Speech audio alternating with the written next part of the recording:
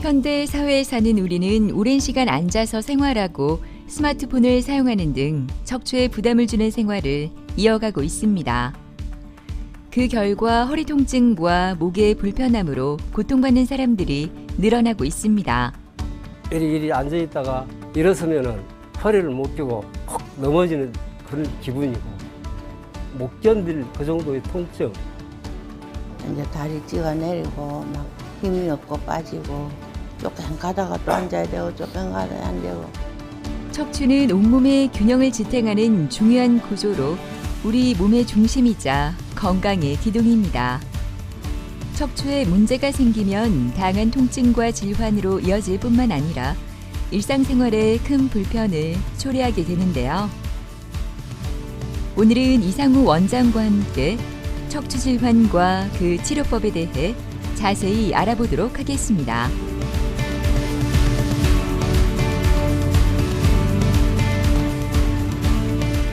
척추 협착증은 나이가 들면서 디스크가 내려앉아서 디스크들이 척추 신경 쪽으로 밀려 들어오고 척추 뒤쪽에 있는 인대가 두꺼워지면서 뒤쪽에서 신경을 압박함으로써 앞뒤로 눌려서 척추관이 좁아지는 현상을 말을 하는데요.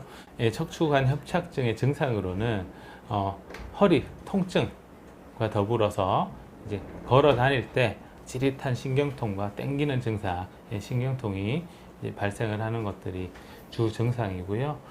척추 전방 전이증은 이런 식으로 척추 후관절이 이제 기능을 다 못한다든지 했을 경우에 척추뼈가 아래쪽 척추뼈 앞쪽으로 튀어나오는 현상을 말하는데요. 이런 불안정성이 있을 경우에는 환자분들이 서거나 허리를 굽히거나 펼 때 제법 통증을 많이 호소를 하시고요. 오랫동안 걷게 되면은 양쪽 다리가 엉덩이부터 해서 이제 종아리까지 쭉 당기고 찌릿하고 하는 신경통 양상의 통증이 같이 동반이 되는 특징이 있습니다. 척추 전방 전이증은 허리를 굽혔다가 폈다 하는 다이나믹 엑스레이를 촬영을 해가지고 실제로 척추 불안정성이 있는지 여부를 확인을 하고, 그리고 나서 척추 불안정성이 확인이 됐다 하면은 실제로 신경이 눌리는지도 확인을 해야 됩니다. MRI 촬영을 하게 됐을 때 척추 전방 전이증이 확인이 되고 후관절이 하얗게 보이는 후관절 퇴행 현상과 더불어서 척추 뒤에 있는 황색 인대라는 것이 있습니다. 황색 인대가 많이 두꺼워지는 경우에 척추를 이제 유합하는 유합술을 해야 되는 경우가 많고요. 척추관 협착증 같은 경우는 디스크 높이가 퇴행이 오면서 낮아지고 그러면서 디스크가 옆쪽으로 이제 부풀게 됩니다. 앞뒤 그리고 옆쪽으로 부풀게 되면서 신경관 안쪽으로 디스크가 이제 침범을 하게 되고, 정상적인 신경막은 이런 식으로 동그랗게 이제 모양이 보이고 안쪽에 있는 신경들이 보여야 되는데 척추관 협착증이 심해지면 이런 식으로 점점점 눌리면서 신경막 자체와 신경 섬유들의 분포가 보이지 않는 정도로 많이 좁아지게 됩니다. 이렇게 되면은 주사 치료라든지 약물 치료를 등의 보존적 치료를 하고, 그렇게 해도 증상 호전이 없다 싶으면은 수술적인 치료를 하게 됩니다. 비수술 치료와 수술적인 치료는 환자분의 증상 그리고 영상의학적으로 이제 심한 정도 두 가지를 이제 종합해서 이제 결정을 하게 됩니다. 수술적 치료 같은 경우는 환자분이 신경학적 증상, 다시 말해서 걸을 때 하지파잉이 너무 심하다든지 아니면은 발목이나 다리에 힘이 빠져서 이제 점점 힘이 빠지는 것이 진행하는 그런 양상일 경우에는 빠르게 수술하기로 결정을 하고 수술적인 치료를 하는 것이 맞고요. 환자분의 통증이 약이나 주사로 어느 정도 조절이 되는 경미한 정도인 경우에 그럴 때는 보존적인 치료를 하면서 경과를 보기도 합니다. 형님 같은 경우에는 심한 오른쪽 엉덩이부터 해서 다리로 내려가는 방사통이 있어가지고 내원을 하셨습니다. 물론 허리 통증이 동반되는 것은 당연히 덤으로 있었고요. 이미 2년 전부터 해당 증상이 이제 심하게 있어서 2년 전에 신경성형술을 이미 하셨던 분이시고 젊은 환자분이신데도 불구하고 척추 퇴행이 일부 진행된 모습을 보이고 있었습니다. 그리고 5번 신경을 누르고 있는 이 디스크 조각이 확인이 되었습니다. 이 디스크 조각이 아주 작지만 터져 나오면서 우측에 있는 5번 신경을 심하게 누르고 있었습니다. 이럴 경우에 환자분의 증상은 우측 엉덩이 통증과 더불어서 뒤쪽 허벅지를 타고 내려가는 심한 신경통을 동반한 방사통이 있게 되고요. 아이의 케어가 많이 필요한 상황이라서 저희가 바로 수술적인 치료를 고민을 하지는 않고 한 번 더 보존적인 치료를 시행을 하였습니다. 시술을 하고 나서 한 4개월 정도 굉장히 증상이 좋게 지냈어요. 그러다가 이제 다시 통증이 재발을 하고 통증이 점점 이제 참을 수 없는 지경까지 오게 돼서 수술적인 치료를 이제 결정을 하게 되었습니다. 오늘 그 최아영님 받으실 수술은 4번, 5번 오른쪽으로 터져 있는 디스크 조각을 꺼내는 수술입니다.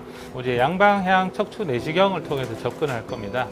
양방향 척추 내시경 같은 경우는 내시경 구멍을 2개를 뚫어서 하나는 내시경 카메라가 들어가고 하나는 수술 도구가 들어가는 1cm 정도 되는 구멍 2개를 만들어서 하는 수술이고요. 직접 안으로 들어가서 보는 시야다 보니까 직접 열어서 하는 수술에 비해서 조금 더 뼈를 덜 깎고 인대를 덜 잘라내도 되는 병만 끄집어내는 그런 수술 방법 중에 하나라고 보시면 되겠습니다. 오늘 수술은 양방향 내시경 디스크 절제술인데요. 2개의 작은 구멍을 통해 한쪽은 시야를 확보하기 위한 카메라, 다른 한쪽은 정밀한 수술을 위한 기구가 들어갑니다. 집도인은 숙련된 손놀림으로 문제가 된 디스크 조각을 조심스럽게 제거해 나가는데요. 주변 조직은 최대한 건드리지 않도록 출혈은 최소한으로 작은 움직임 하나하나에 섬세함이 깃든 순간입니다. 수술은 실제로 들어가 보니까 MRI 사진에서 보시던 것처럼 오른쪽 이제 4번, 5번 디스크가 터지면서 살짝 아래쪽으로 내려가 있던 작은 디스크 조각하고 인대가 5번 신경을 압박을 하고 있던 게 확인이 됐습니다. 그래가지고 그 인대에 있는 부분을 살짝 제거를 하고 디스크를 끄집어내서 아마 좋은 결과 있을 걸로 생각이 됩니다. 수술 이후의 관리가 상당히 중요한데요. 양방향 척추 내시경 수술을 하고 나서는 통상적으로 한 이틀 정도, 하루 이틀 정도 있다가 피가 나오는 피주머니를 뽑게 됩니다. 예, 그리고 나서부터는 좀 걸어 다니시고 이제 가벼운 물리치료, 재활치료 같은 걸 하면서 경과를 보시면 되고요. 약 4주 정도까지는 무리한 운전이라든지 운동 같은 거는 조금 자제를 해주시고 그래도 허리 보호대 같은 거는 차고 계시면서 일상적인 활동을 하시면 됩니다. 조용한 병실. 침대에 누운 신독주 씨의 표정엔 복잡한 감정이 스쳐갑니다. 반복되는 통증 속에서 마주한 또 한 번의 시술. 갑자기 나타난 허리 통증은 다리까지 이어져 그를 괴롭혔다고 하는데요. 처음에는 여기 허벅지가 이렇게 통증이 있어가 MRI 찍자 그래가지고 찍었는데 4번, 5번 여기에 그게 째졌으니까 그 부분이 아프다고 원장님이 그리 얘기하신 것 같네요. 이리 앉아있다가 일어서면은 허리를 못 펴고 콕 넘어지는 그런 기분이고 못 견딜 그 정도의 통증. 양반다리하고 앉아있으면 한 5분 이상 힘들어가 일어나가 다시 펴고 운동하고 그래서 의자에 계속 앉아있고 그렇습니다.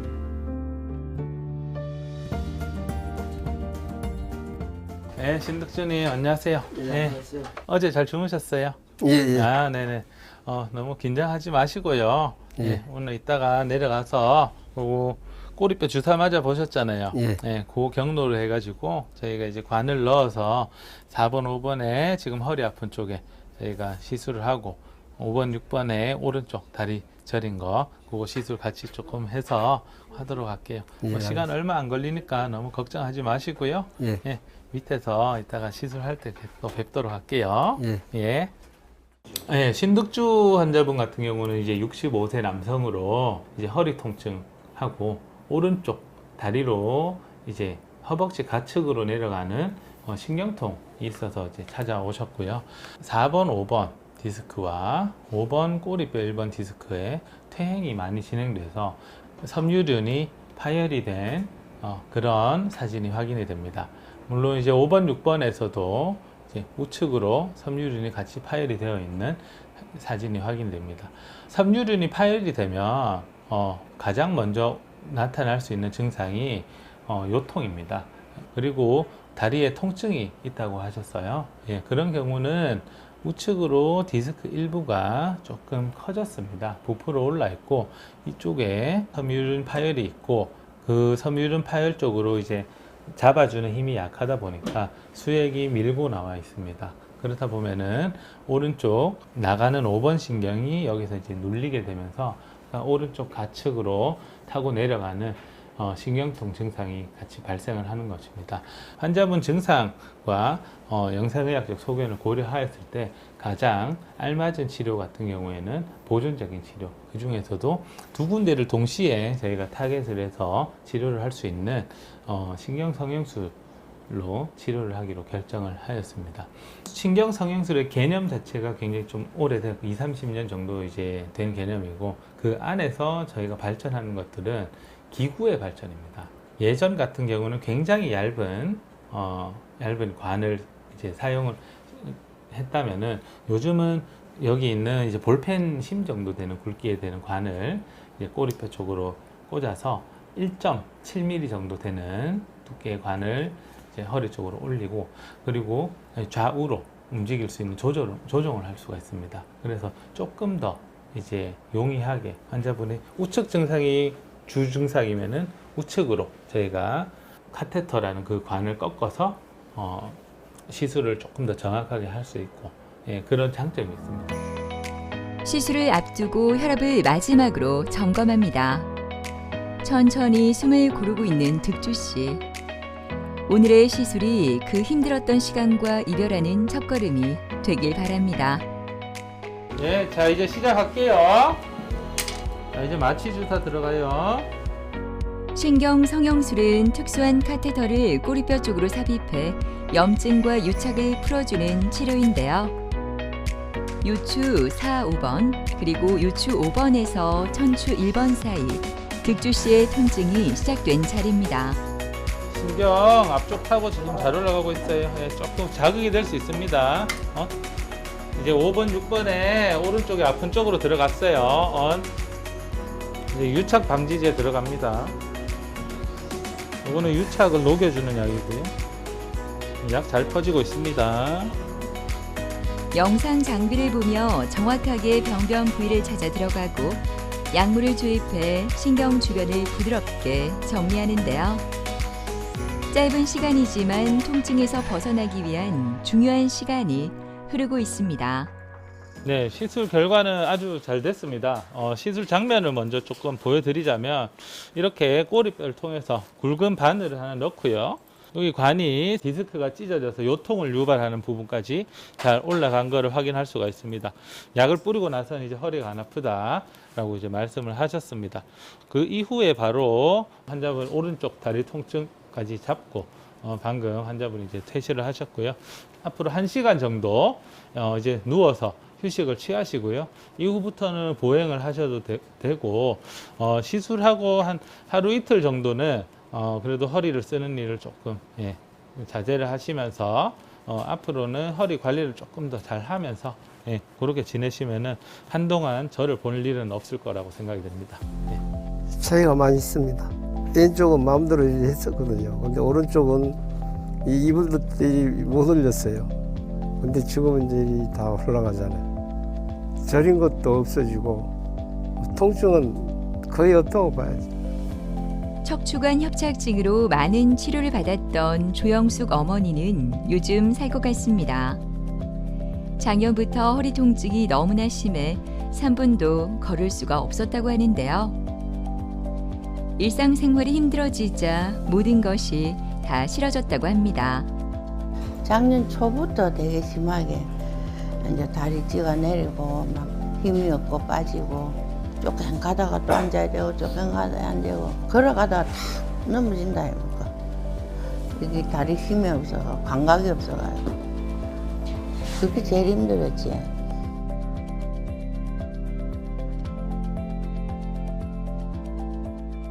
어머니 안녕하세요. 안녕하세요. 네, 잘 지내셨어요? 예, 예. 그 허리 아프고 예. 다리 땡기고 하던 거는 조금 어떠시고? 괜찮아. 다리 어. 땡기는 건 전혀 없습니다. 다 없으시고. 자, 어머니가 예전에 그 우리 수술하시기 전에 이렇게 보시면은 이제 척추뼈가 네. 많이 어긋나 있고 네. 이제 척추 높이도 지금 많이 낮아져 있었어요. 네. 걸을 때만 처음에 이제 통증이 심하시다가 9월 초부터는 가만히만 있어도 통증이 많이 심했어요. 여기 보시면은 동그랗게 보여야 되는 신경이 네. 요 당시에는 지금 하나도 안 보이고 네. 예, 완전 좁아져 있어서 신경이 지금 이제 꽉 끼어 있었던 네. 그런 상황을 이제 보이고 있었어요. 그리고 나서 우리가 수술을 했죠. 네. 예, 수술하기 직전에 이만큼 많이 어긋나 있던 것이 네. 지금은 여기 보면은 허리뼈가 다 교정이 다 됐어요. 네. 그리고 디스크 높이도 많이 올라가서 신경 구멍도 많이 넓어졌고요. 예. 지금 신경도 지금 다 풀렸고 어머니가 느끼는 네. 지금 증상도 예전에 있던 네. 게 다 없어졌고 네. 예, 지금 수술하고 나서 한 3개월 정도 네. 지나고도 정말 잘 유지가 되고 네. 있어서 이대로만 쭉 유지가 되면은 아마 계속해서 어머니 허리 괜찮겠죠.